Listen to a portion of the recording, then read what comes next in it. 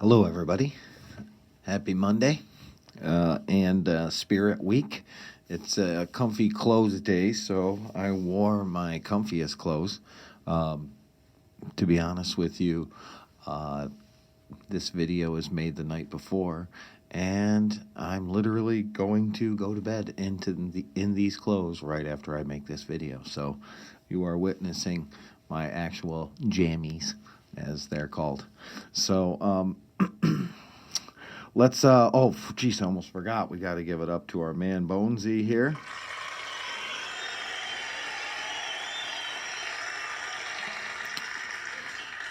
Thank you for your undying support. Get it? Anyways, moving on. The purpose of this video is to introduce you to the nervous system. We're going to just do the very basics. Just talk about the neuron and the different types of cells that make up this system. We will go very slowly through this week, covering the different parts, which will include your senses and parts of the brain and their basic functions. So that's what this week will look like. So let's have a fact of the day so that we can get started, which is dealing with Iceland. I thought this was interesting. We always like to talk about how species evolve differently on islands when they become isolated. And here's another interesting thing about species living on an island becoming isolated, and that is in Iceland, which is also isolated. The language has changed very little from its original roots. Modern Icelandics can still read texts written in the 10th century with relative ease. So like the year 960, the language is very similar to their language of today. So interesting fact about Iceland there for you. So let's get to it here with your fact of the day so we can get started talking about the nervous system. Basically, I leave the nervous system and the endocrine system for last because they are the bosses of the body. They are the ones who are controlling everything else. I like to talk about the nervous system and the endocrine system together because they work together in controlling all the functions of the body, and their whole job is maintaining homeostasis on a higher level. So let's talk about it. The interesting thing is that it's actually really simple. From the amoeba or any single-celled organism up to us, 75 trillion cells, we still work on the basic premise of stimulus and response, where we receive a stimulus, a stimulus which is a signal, and this is something that we respond to, right? A response is that reaction to a stimulus. So we often use a reflex as a quick reaction to a stimulus. Sometimes there are other reactions that we have to stimuli. When I start rambling on about something and I watch your eyes glaze over in your heads, I know it's time moving on to the next thing, right? There is another thing, though, that I do like to point out about stimulus and response. Response is not always like a physical thing. You know, every time I'm telling you something, everyone in the room isn't like, aha, or I got it, or thanks for that information.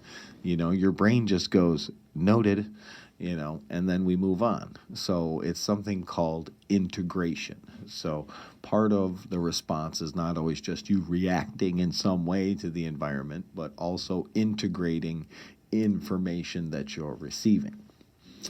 Now, stimulus and response work also on simple organs.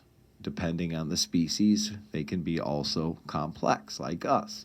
where you have receptors, which are specialized cells and tissues that are designed to receive the stimuli. Eyes, ears, nose, taste buds, all of those things. The different chemoreceptors on antennae of insects are a great example of receptors. Then, of course, to respond to the stimuli, you have effectors. Usually they are muscles, or in the case of integration, it is your brain that will respond to that stimuli by making a memory or moving away from this tack that they're about to step on. Now, all of this is coordinated by something called the neuron.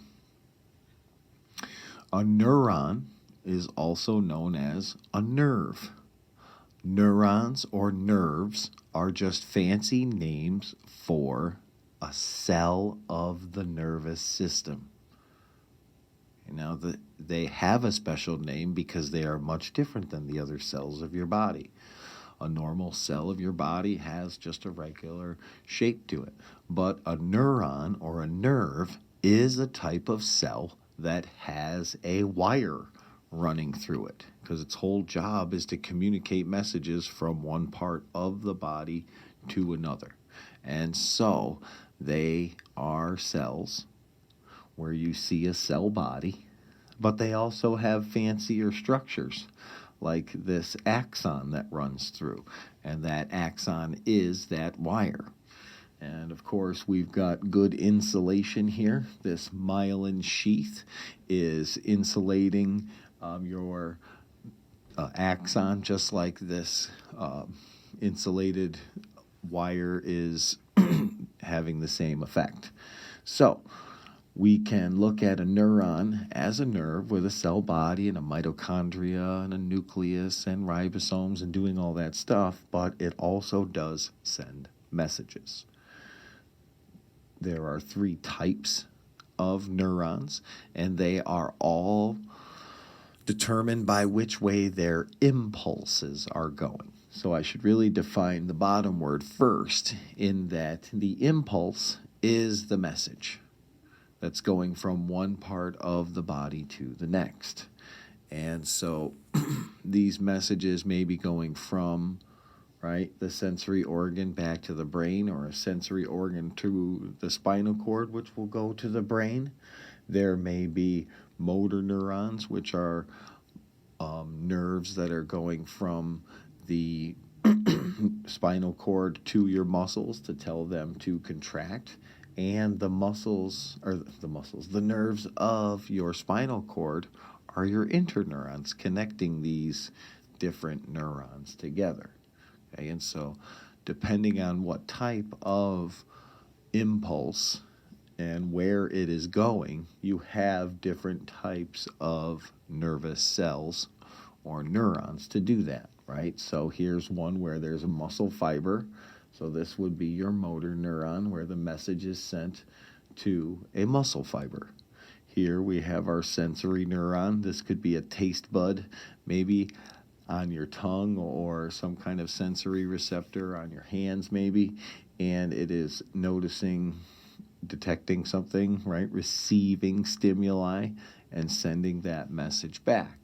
And then, of course, in your spinal cord, we've got these connective neurons. All of this information goes to what's called our central nervous system.